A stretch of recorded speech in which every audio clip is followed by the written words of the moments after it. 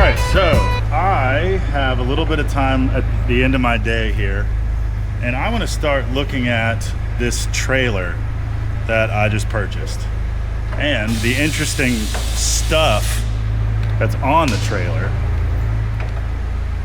that is totally unrelated to the trailer, but interesting nonetheless. Here it is. Cool, I can switch. So there's the trailer. And look at them big ass pieces of metal on the trailer.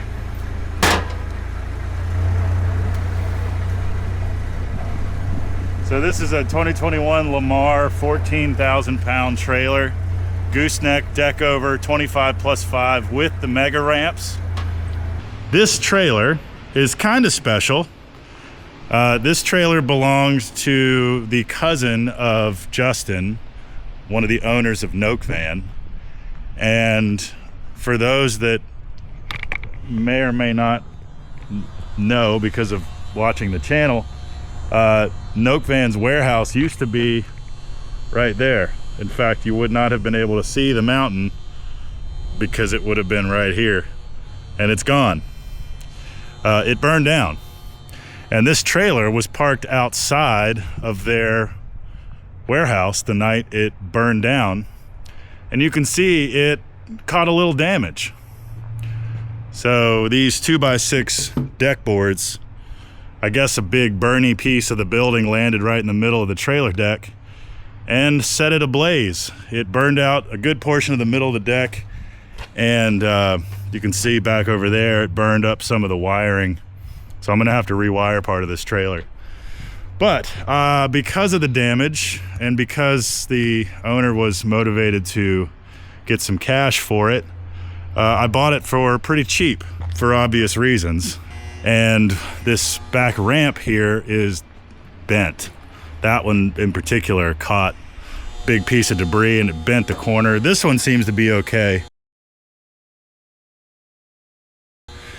These are what they call mega ramps.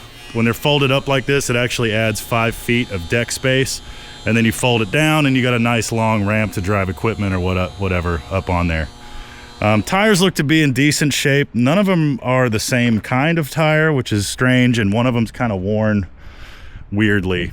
But the rest of it's really good. All the front hardware and everything's in good shape. The jacks and everything are in good shape, and it's not that old. This was a pretty expensive trailer when he bought it new, so I think it's worth putting some work into. I have a 1500 Chevy that is nice but doesn't haul much, so I'm going to be selling it and our Isuzu and getting some nice diesel flatbed with a gooseneck hitch.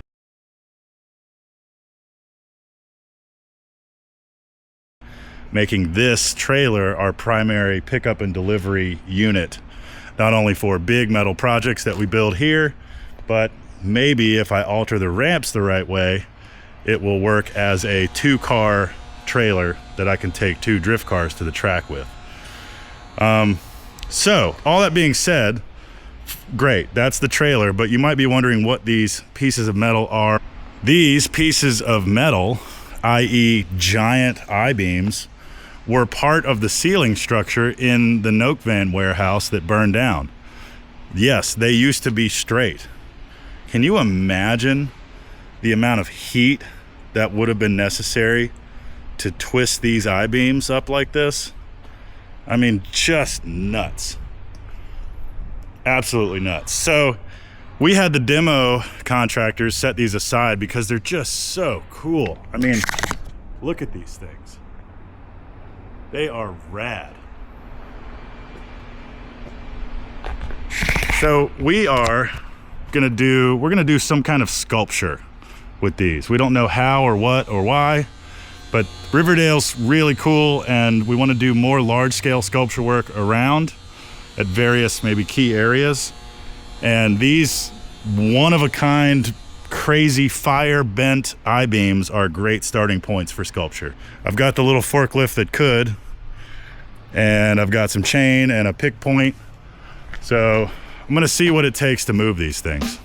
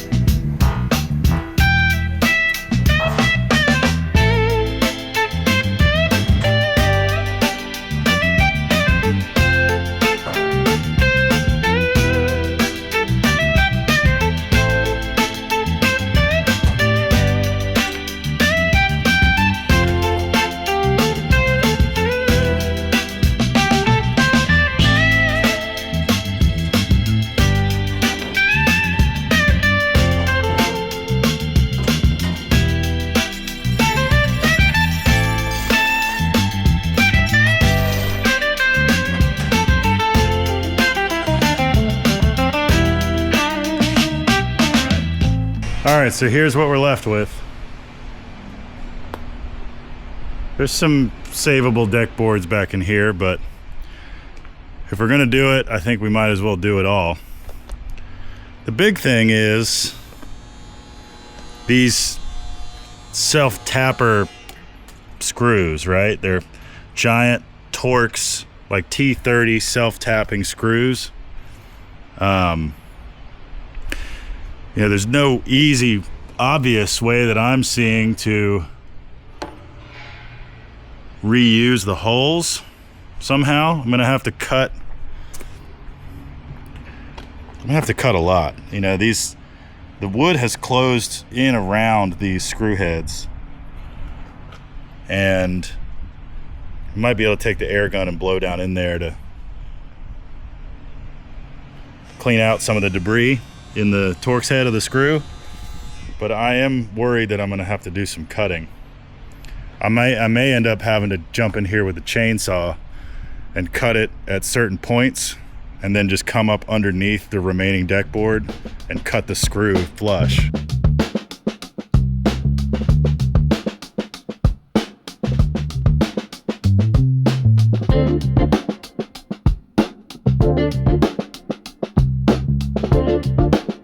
Hopefully I don't hit my chain on anything metal, because it's nice and sharp right now. We'll see how this goes.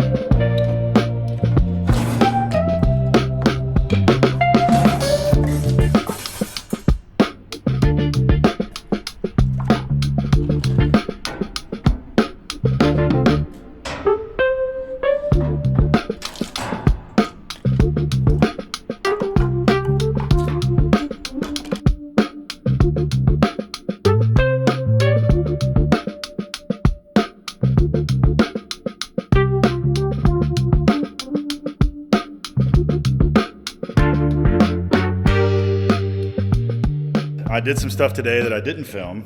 Most of it was wiring.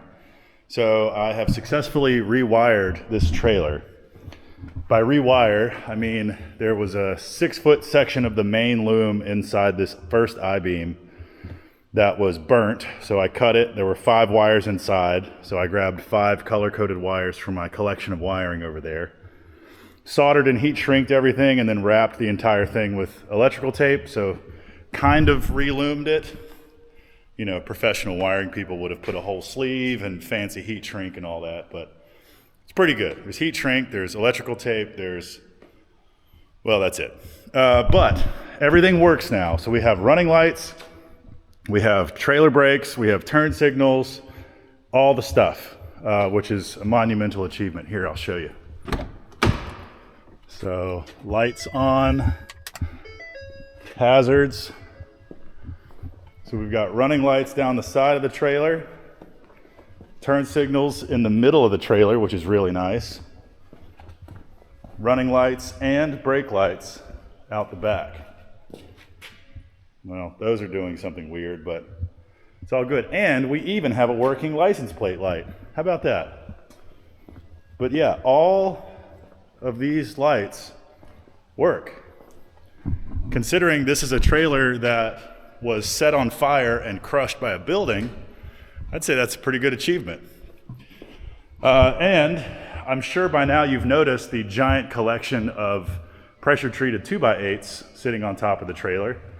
Well, I just picked those up from Home Depot, spent about $450. Well, let's see, let's run some numbers.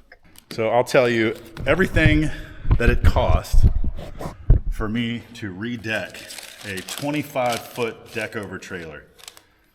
So I bought 13 16-foot 2x8s and 13 10-foot 2x8s because the trailer's 25 feet, and so it's a 16-footer and then an 8-footer. No. 25 minus 16 is 9. So I'm gonna cut a foot off of the 10-footers, and that makes it all the way down the trailer, and do that 13 times. So 26 pieces of lumber, $482 from Home Depot. Not bad. Things are getting way better than they were during COVID. How do you screw all this wood to the trailer? Well, you use these. This is a Torx T40 2.5 inch by 1/4 inch diameter sort of self-tapping screw. It doesn't drill its own hole, but it works sort of like a metal tap where you drill I believe it's a 7/32 hole, and then you shoot this through it and it cuts its own threads. So we did the math and realized that to do a 25-foot by 8-foot trailer, we need 650 of these screws, and you're like, damn, how much does that cost? Well, shout out to Valley Fasteners here in Roanoke, an old school fastener supply store. I spent a grand total of $172 for 650 of these bad boys. Not bad. I think that they are 18 cents a piece or something. Yeah, eTrailer.com was selling them for 65 cents a piece. So definitely worth checking your local hardware supplier. Tonight's project is to redeck this trailer. I also put a new tire on this wheel. This tire was corded. I happen to have a tire machine, and shout out to my buddy Jason over at DFA Performance here in Roanoke, where I get all my tires for all my stuff from. This is a Samson big old 14 or 16 ply tire. It's quite a bit bigger than the other tires on there because the other tires are a little worn down and this one's bigger, but whatever. I don't have the money to put 4 new tires on and replace the spare. This trailer is a fixer-upper, so I put 1 tire on. So let's get to putting the deck boards on. I'm gonna get them unpacked and sort of lay them out, and then I'll show you the plan.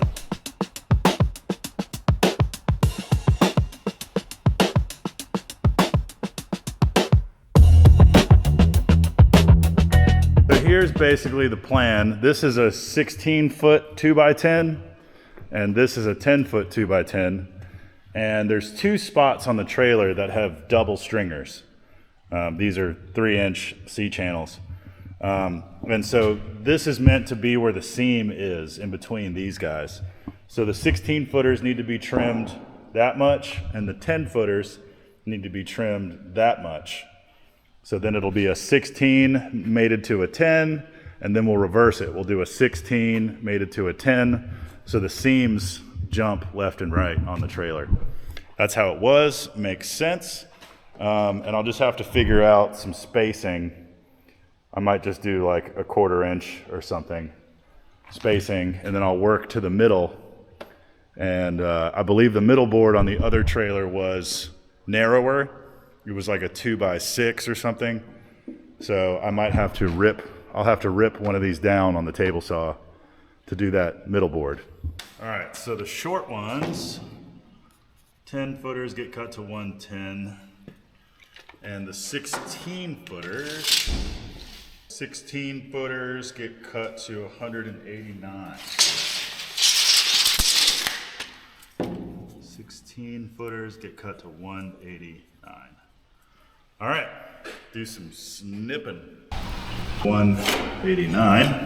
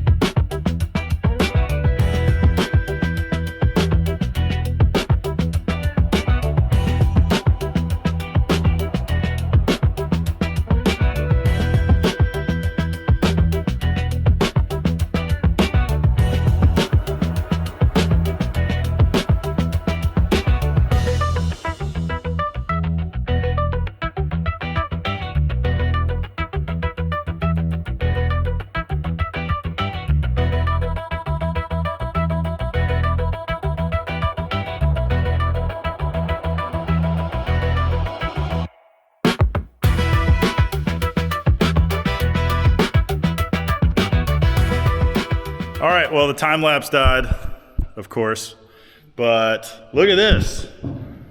We got every board tacked in place with 2 or 3 screws. And we got super lucky with the middle. Little bit of a gap, but came out really good. She's a beaut, Clark. She's a beaut, Clark. Shitter's full. God, this is so nice. So much room for activity. Oh my God, it's such a huge platform. So now we're gonna take the chalk line, Jennifer's favorite tool, I do love it. and we're gonna snap some lines where the cross members are and go ahead and put a bajillion more screws in this thing. And Do then, we have enough? yeah, I think I ordered way too many. How many do you have? 650. Oh, they've already seen. So I realized I got to Valley Fastener 5 minutes before they closed, so I was rushing to do some counter math. Every cross member, I was calling him on the way there, like, hold on.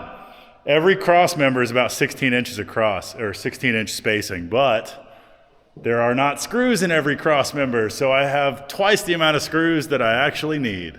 Man, this is nice. And boy, is modern pressure-treated lumber really shitty. I mean, look at this. Edges lined up here, 1/4 inch difference here. Real crap. Good job, Yellowwood and Home Depot. Gotta love the American industrial system. Shout out Home Depot. Shout out Home Depot, the homeless despot. All right, chalk line, snappy snap, drilly drill, screwy screw, then cold beer.